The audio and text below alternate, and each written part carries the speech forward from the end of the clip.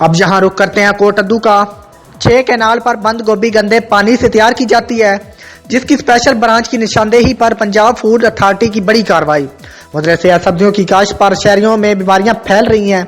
गंदे पानी से तैयार की जाने वाली बंद गोभी को तल्फ कर दिया। इस हवाले से मजीद तफसीलात जानते हैं कोटद्दू से बाकिर हुसैन की इस रिपोर्ट में।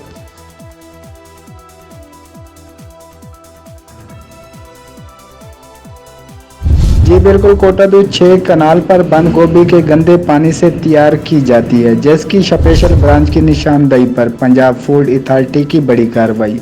मुज़र सेहत सब्जियों की काश्त से शहरियों में बीमारियां फैल रही हैं। गंदे पानी से तैयार की जाने वाली बंद गोभी को तल्फ कर दिया गया।